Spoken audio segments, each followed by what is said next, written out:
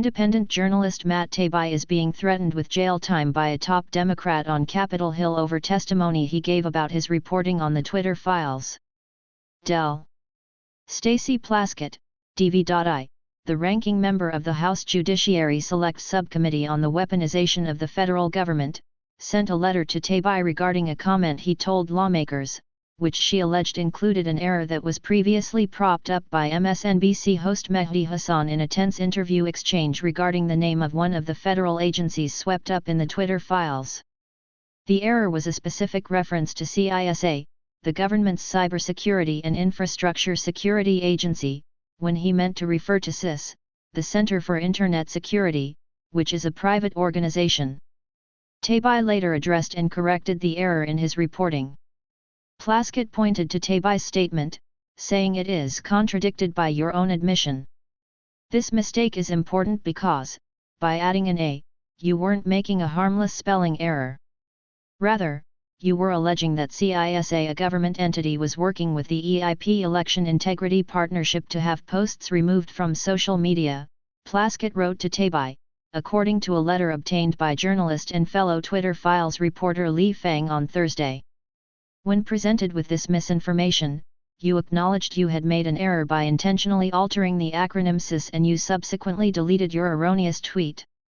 Plaskett continued, prior to your appearance before the subcommittee on March 9, you signed the Judiciary Committee's Truth in Testimony form, certifying that you understand that knowingly providing material false information to this committee/subcommittee or knowingly concealing material information from this committee/subcommittee, is a crime, 18 U.S.C. 1001.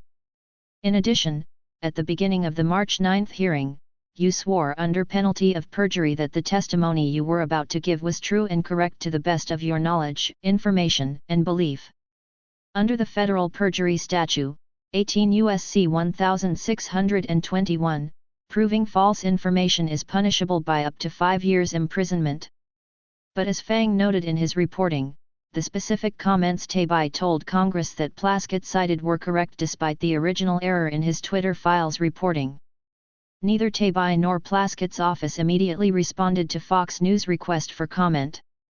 Taibbi testified about CISA during the March 9 House Judiciary Committee hearing on the Twitter files. Twitter executives did not distinguish between DHS or CISA, and this group EIP Election Integrity Project, he said.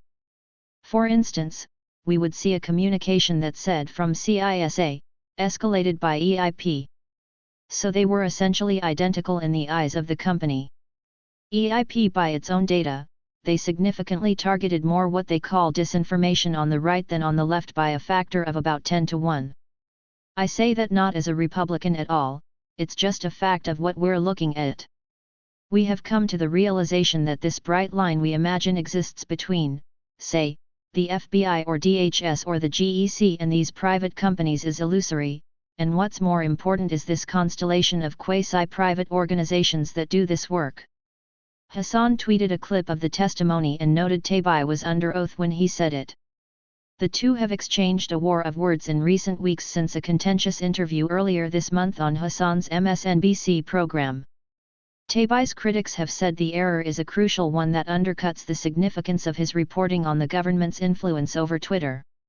However, Fang noted in a recent Substack report that the EIP listed CISA as one of its major government stakeholders. The EIP said it was formed to enable real-time information exchange between election officials, government agencies, civil society organizations, social media platforms, the media, and the research community. It aimed to identify and analyze online mis- and disinformation, and to communicate important findings across stakeholders.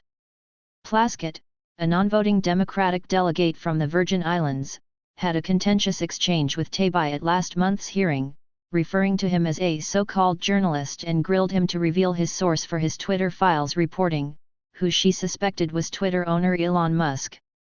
Taibbi refused to answer.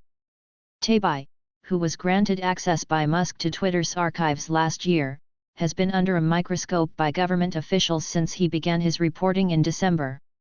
Last month, the Federal Trade Commission ordered Musk to identify all journalists who had access to the Twitter files.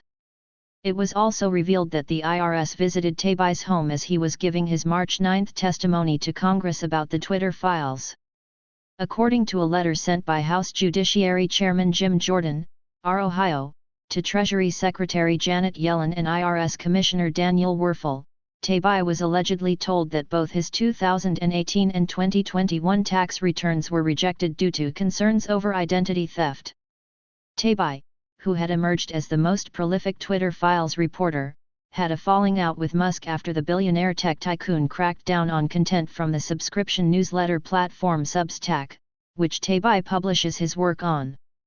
Taibbi indicated he would dump Twitter and share his future reporting on other social media platforms. Despite the dust-up with Musk, Taibbi teased that more Twitter files reporting is in store.